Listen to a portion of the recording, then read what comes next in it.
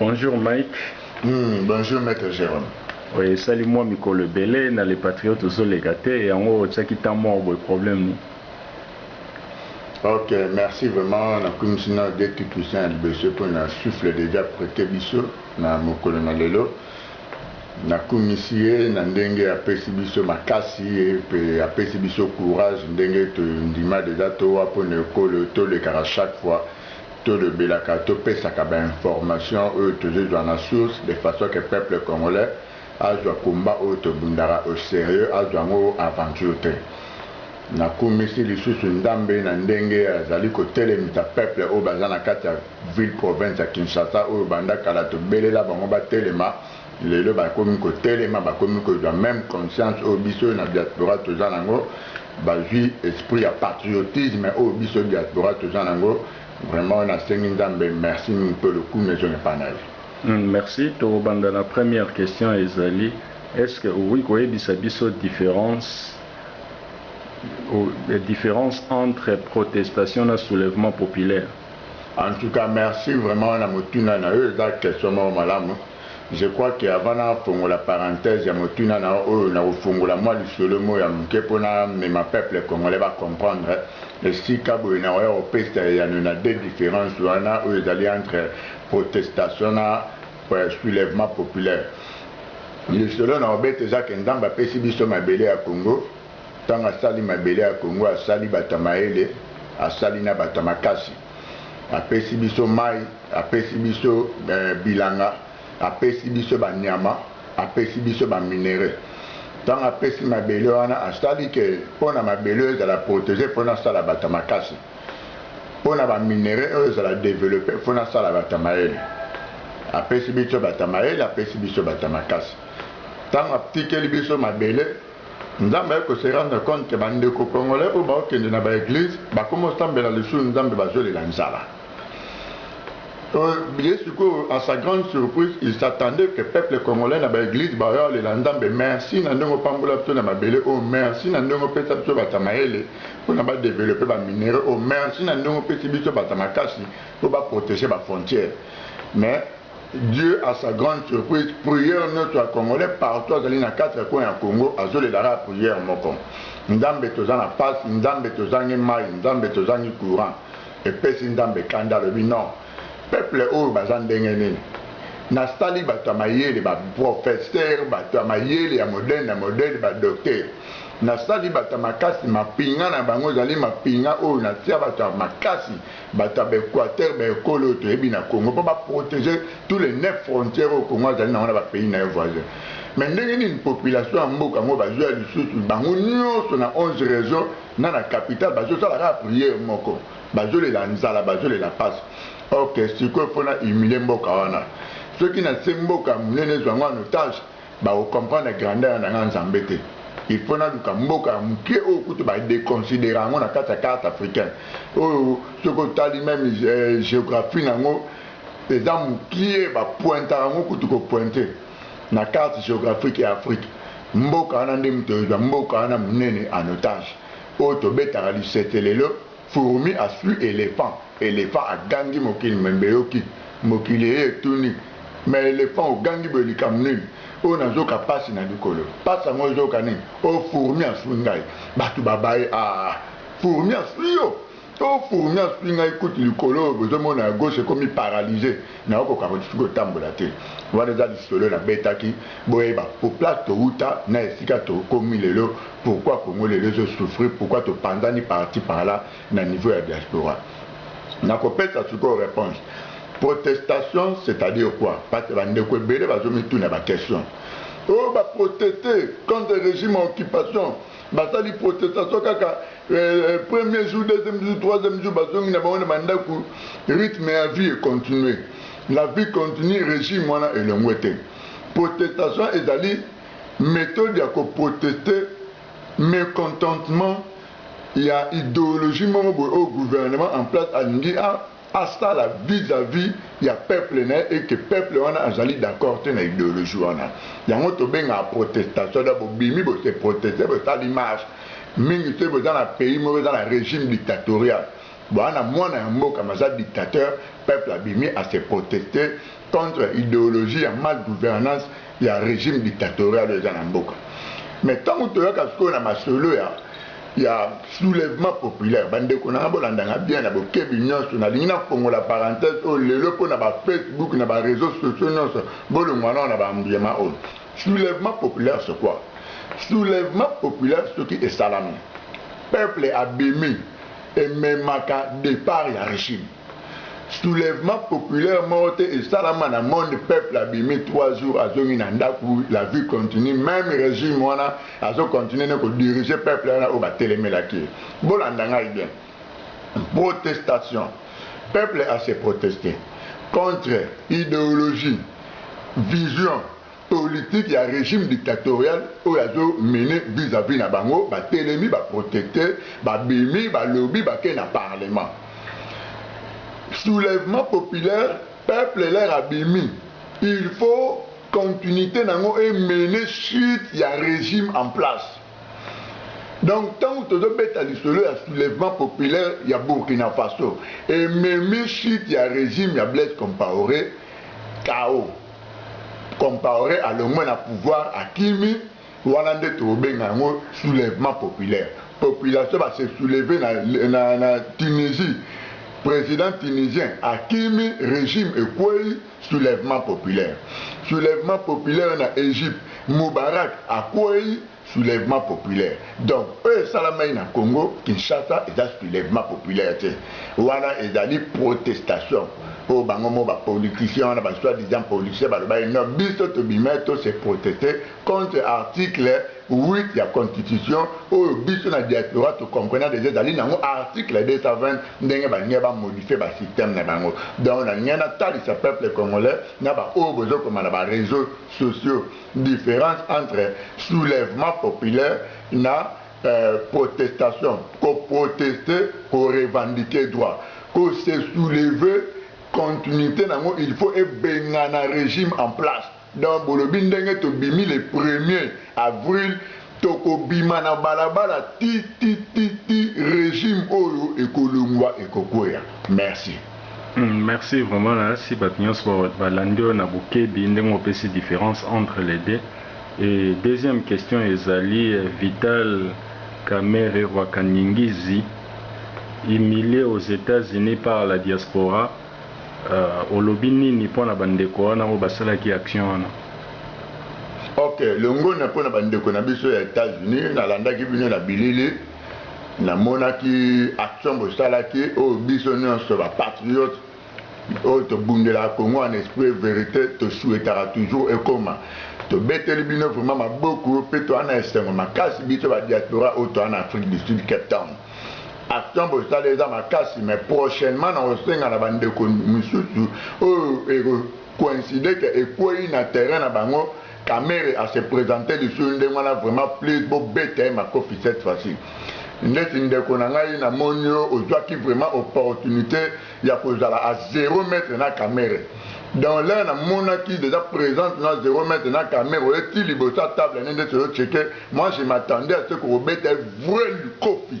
Il y a l'issue et là on a la bande s'attendre na ngwana mais la monarchie otali yé moko pas comprendre un système mangote malaika qui dit bah c'est-à-dire aux qui des avantages nande ngozonga na simako bandi ko lobela ko expliquer nationalité na tout ça bamndela na tubayoka atombo sali to beteli bino bamboko bande ko na ngai mais prochainement bino batu oyo boza na partout na diaspora message na opesa po na bino soki bokutani na ba opportunité il faut ezalaka siko ba enlèvement moto ndenge wana lera ye bomine terrain bomine sale bo enlever ye bokende na coin moko isolé bobeti ye histoire bobomie histoire esili prochainement il faut tokende na ba action ndenge wana parce que lelo yo nanga na diaspora soki tokiti Congo à partir aéroport Njili déjà olimwe bamina ba omona li suite ba oye ba place okete ba bando benga na niveau diaspora bolobe na biso ba kiti na Kinshasa mais to monete régime wana zo fonctionner ndenge wana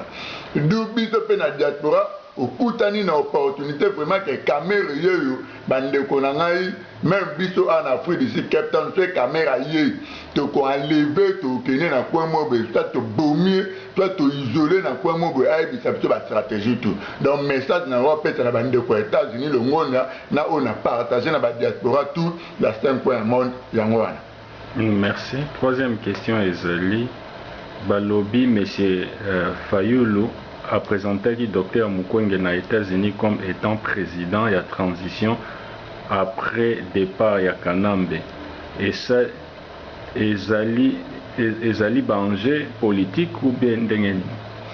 Ok, merci pour la motuna vraiment je crois qu'il faut na formula trois parenthèses pour natali sa peuple congolais problème sérieux au tout ça na mabele ya Congo. Vraiment au Congo, tu as une crise, il y a des politiciens, tu as une crise, il y a des opposants. Pour nous, les vrais opposants, il y a des diaspora. Biso indépendant, il y a des vrais opposants parce que malgré tout ça, 8000 km, mais tu as risqué fort. Il y a des gouvernements, tu as des business, na terrain, tiki couloir ouvert na régime wana ekotisa bato na banzoi koto biso toza ba mienne banzoi wana bazo lukara biso de gauche à droite pe ba luka reçoit biso na kanisi bo comprendre terme ni na lobeli donc na kamo mingi comment na expérience soit disant au monsieur Fayulu ala nango yo ke na États-Unis pour que nous présenter un docteur médecin civil à la poste et à présidence de la République pendant la transition après chute et occupation rwandaise. Pour nous, vraiment, c'est une grande surprise. Oui, nous avons la même personne on a des cas qui n'a pas été opposant courageux. Dans l'action de Kinshasa, la protestation. Nous avons la même personne on a intervenu qui n'a pas des stratégies dans le développement américain. Ndenge ba lobby international mingi bazota mitu na Mukwege yango ya monaki tant mieux na jouer na idéologie mon avec sagesse na présenter Mukwege au ba lobby baza batie mitu na bango pa na ye maintenant on a zongi tima na sali ba analyse na yo mona eza anormal comment un politicien yo ko présenter un civil à gérer mboka problème toza nango le na Congo ya mwana le président Mobutu allait civil n'a pas été préparé politiquement. Il y a un salaire à gap pour un salaire. Musée a remplacé commerçant, a yebi politique, a yebi idéologie, déontologie politique. A ça dit bah gap, il y a grave. Le lot va se limiter du tout gamin au nord. A yebi du tout dont en parlons même pas. Écoute, n'a habité ça n'a pas défini. A Toboli pena ou balbara Toboli madusu pena na kata Congo. Allez. Mais c'est pas lui où il y a des politiciens, il y a des opposants. Comment il y a des États-Unis, na table de négociation, place de négociation, mais serré à Congo, tout nio, batia nani, yozo le bakeno, batia monsieur Mukwege, ou à simple médecin. Par compassion, à aider les femmes violées, nous avons gynécologie. À la gynécologue, à dire que soigner les femmes, les filles, les bébés violés par les Rwandais. Yo qui nous représentent directement le département américain. Bah mon accord malamosa moins serré parce que bah on comprend comment yo mi bengi politicien aux autres qui nous présenter un civil. Bah on mo bazala bah regretter il makasi. Toi mais c'est pas le habiter na biko landa na zo informer département d'état américain bah regretter que bah mon vraiment Congo toi na crise ya ba politicien na ba opposant un politicien aux autres qui nous présenter un civil et ça la manille pas au monde. Pourquoi pas yo moko se présenter qui c'est que vous êtes incapable parce que vous avez la lutte pour le bio-diriger comme on a une idéologie où vous avez gérer comme on a. Mais comment est-ce comme aux États-Unis, vous se retirez au bimisi un docteur civil, à yebi même pas ma politique.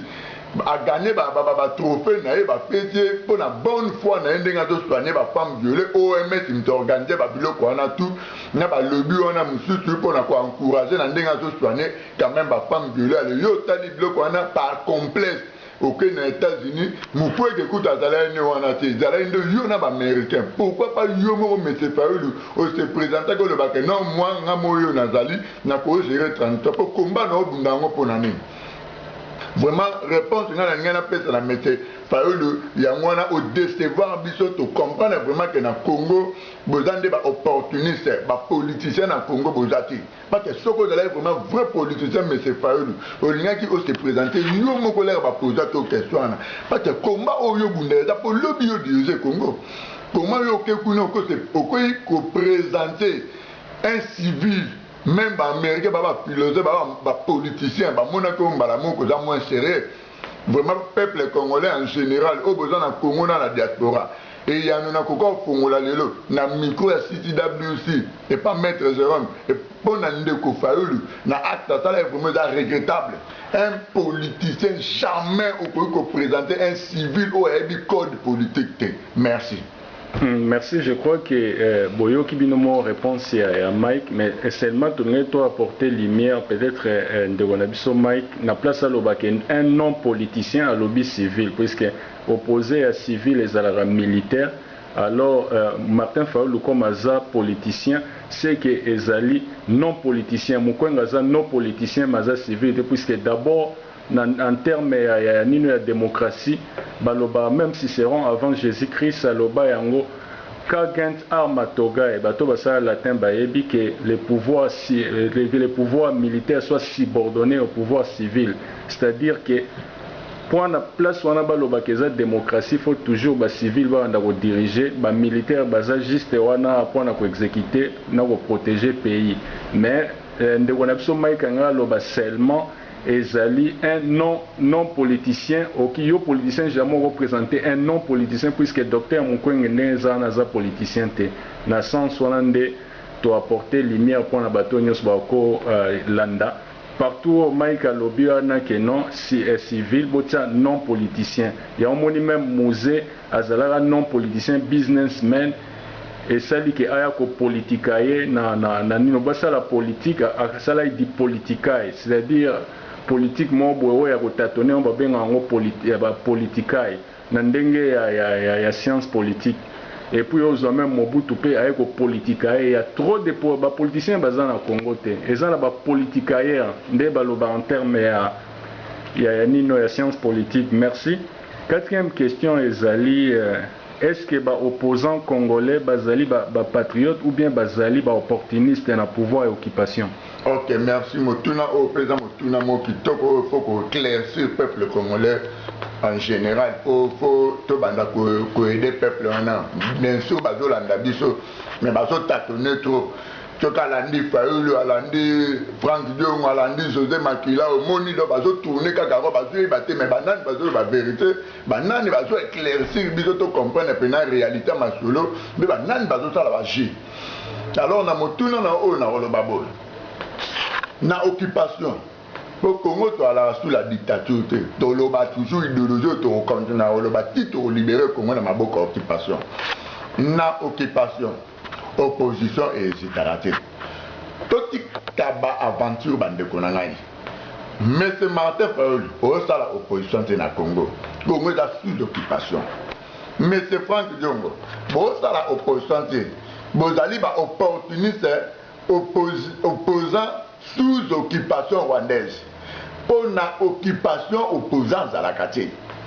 Et ça même en passant na répondre à ndeko na biso Serge Ouele na intervention mo asalaki o akomi ko appuyer ndeko na akomi ko appuyer Rwanda Burundi Cameroun a accusé bandeko basalaki action en États-Unis pe a condamné monsieur Honoré Ngwanda mais monsieur na ngai ndeko na ngai Serge Ouele sorry ku na bengi o monsieur on ne mérite même pas aux alarmes, c'est pas que comment ça va gaffe na interview bo ça na Kinshasa ba interview bo ça la bangonde ba pesa na ba ordre ba mende o le babo po ba on ba contrôler vie na yo dans maboko na bango donc oza na se ya makolo occupation monsieur o ça la le remonter de konanga Serge na sur la na bililo na répondre bino tout bokomi ba opportuniste parce que vous y bâti bembo que ça sous occupation bon mon qui 2006 bon mon 2011 mais tant on dans la carte à Kinshasa au tambola selon idéologie ou occupation et pe sabino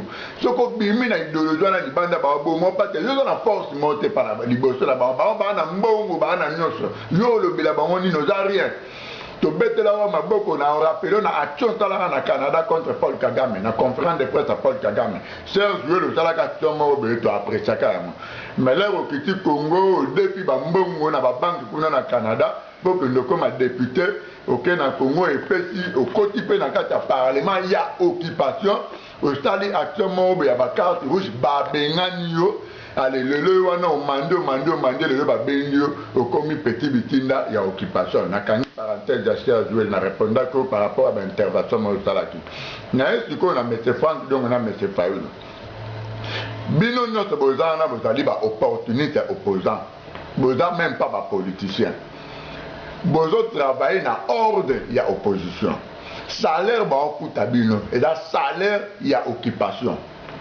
ordre ba opesa bino et dali ordre ya occupation ba idéologie tu bo tala na Congo occupation mtazo pesa bino yango occupation mtazo contrôler bino donc na occupation opposition ezala raté boza ba opportuniste ba réellement soki bozala ki ba opposant bozala ki ba activiste bozala ki pena ba combattant bolinga bo démissionner na parlement wana c'est clair mais c'est pas le mettre pas ndongo bino bomona ni mingi na média na niveau ya États-Unis soki vraiment bo aller ba opposant solo soki vraiment bo bimisa ki peuple on a pour la action à Kabila Kanambe dégage na Congo Kinshasa les 19 les 20 les 21 après avoir massacré pour enlever ba porter disparu basé belé na Kinshasa binomi balé bo lia bo leka officiellement bolo baké tout démissionner tout faire le sous parti dans le parlement à occupation tant que vous sali à moitié vous êtes toujours dans quatre ya parlement ya occupation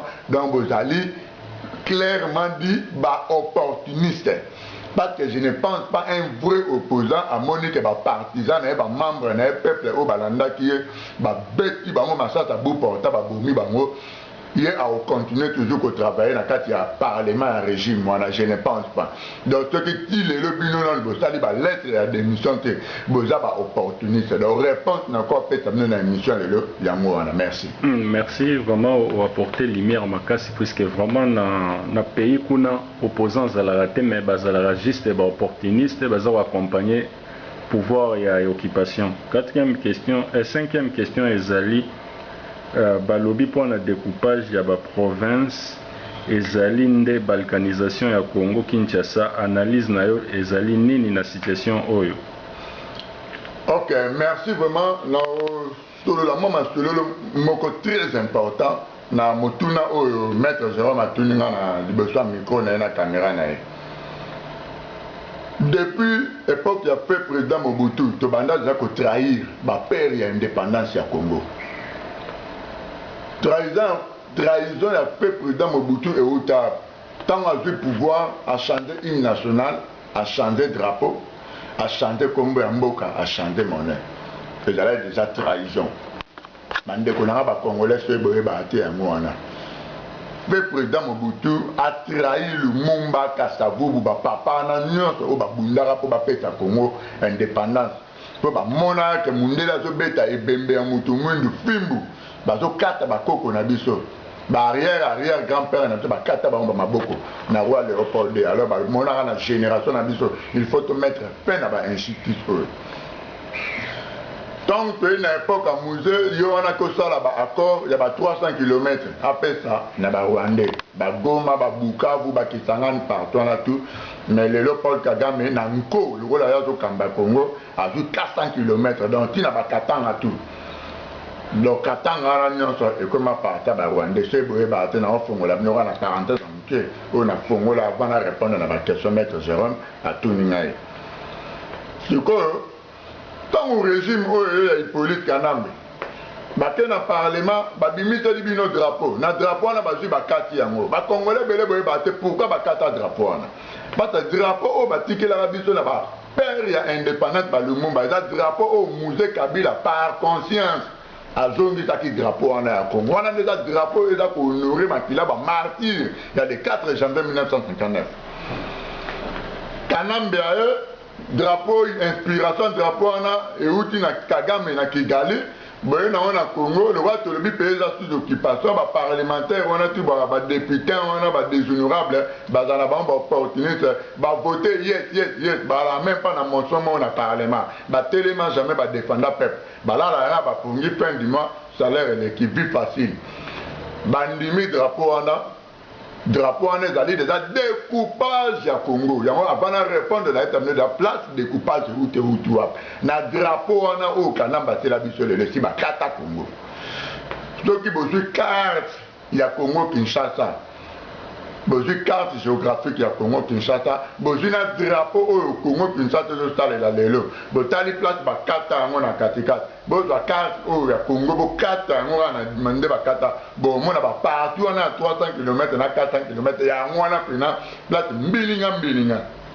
mwete eza lelo na Congo lelo ba elibiso na kangi parenthèse wana na fongola ki wana mamula ipo boyeba eutu api tokomi api na lisolo ebetami lelo ya badécoupage découpage ezali réalisation ya balkanisation tokende na biso gauche droite te po bapere ya indépendance batikela ye biso 6 provinces ekomi 11 provinces yango wana toévolue yango ti lelo par manque ya gérance nde toza ba gouverneur na ba président ya malonga te na Congo o bazala formé te bazala ba politicien te yango ba gérer mboka na mabe o ke lelo ba ko pesa biso raison monte non na 11 provinces za mnene to ko gérer te il faut to komita yango 26 provinces pour to ko gérer yango bien soki bokoki ko gérer 11 te boye bisanga na bo gérer 26 ndeni toza batute toza banyama to réfléchissaka oyo eza baanalyse notalisa bino soki bakoki kogérer 11 provinces te bakoki kosécuriser 11 provinces te bakoka kogérer mpe kosécuriser 26 provinces ndenge ezali balkanisation ndenge esalama na drapeau oyo badéputé wana na badéshonorable bandima oyo ezalaka lelo na Congo bakata Congo boye yango wana découpage yango oyo ezosalama lelo. Mais peuple congolais, le coup de dit que Mbok est sous occupation, nous sommes au bango par la biso to na plan B, C, D, auto, ça la protocole est un régime, on a tous les Mbok à le lingue zalaki. Découpage wana ezali réalisation suko kokota suko na mozindo ya balkanisation oyo esalama ya bamakelele baterre ebele na Kivu kuna barwande bakomada kokipa kosala bilanga babengana bato badepeuple bato baserefuse na bauganda na baburundi na batanzanie bango baokipa deja terre wana na basystème oyo bemonusco ekosaka mais eza deja réalité ya lelo suko eza officiellement baza officialiser ce que balkanisation na découpage de la province aux 26 provinces. Mais derrière découpage wana na ofongola bino vérité peut être caché derrière découpage wana. Na minute au na Uganda na Rwanda bazo préparer déjà groupe armé ya batu. Après découpage, ce que Ndimami Pena et vendit idéologie n'a pas de caractère de le régime en Ezokoya. D'ici avant 2007, au Koueta régime en Ezokoya, au Baota de Daraba, Kalki n'a pas souka, Bazo Mekande, le bateau Mekasote et Simba. Balingi va créer rébellion. Balingi va créer rébellion, Nambujimai, Bandeko Nangai, Bakasayen. Rébellion cette fois-ci est à côté préparé côté Nabino, les deux Kassai. Balingi ba créer rébellion dans les deux Kassai. Balingi ba créer rébellion na Bakongo, bandeko na nga Bakongo. Bolandanga na Zé Sabino. Bazo préparer rébellion na 4 provinces. Cette fois-ci, Otoyo Kaka Makelele ya Kivu. Découpage derrière yango. Ezali na rébellion peut être se préparer. Oh bako armé yango bako financer yango ba lobby wana nyonso ba derrière yango ba ota ba millions de dollars. Pour pas payer ça pena moto au salake mboka na pena tikala ingouvernable na découpage au ba sala au bino ba déshonorable na ba député ceux qui boyé d'information au et que bo sala assemblée le quoi vous ba opportuniste bo da la puni to ko pendre bino vivant.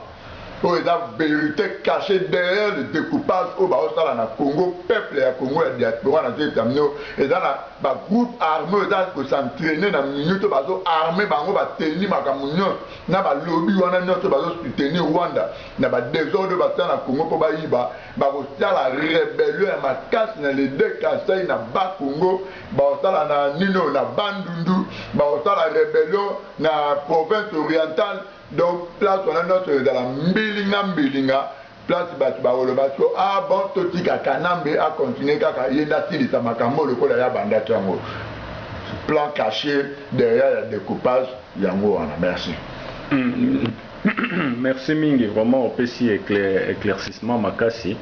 Mais seulement lumière msona ngana apporté ezali au moni drapeau oyo e Kabula Congo wana ezalaki drapeau mo ezalaki adopté ezalaki prévu na constitution ya Luluabo ya 67 et na constitution wana nde sikoyo bakabulaki naza ko rejoindre maloba mon professeur nanga bayona ya procédure civile paix à son nom puisque ça kufa procédure pénale plutôt aloba que non ba législateur bazalaki distrait ou bien soit ba législateur moins inconscient yango basalaki ndenge wana mais comme na ndenge na bango ya mystique bakanambe baye omona voilà déjà ba congolais mo époque wana même ceux qui constitution ya Luluabo et les kakate mais comme ba congolais déjà basalaka eloko wana déjà à l'époque wana même ceux qui adopté mais to zwa eloko wana po to chasser nino to longola drapeau ya nino ya ba père indépendance avec 7 étoiles, c'est-à-dire 6 provinces na province ya Léopoldville ezalaki lokola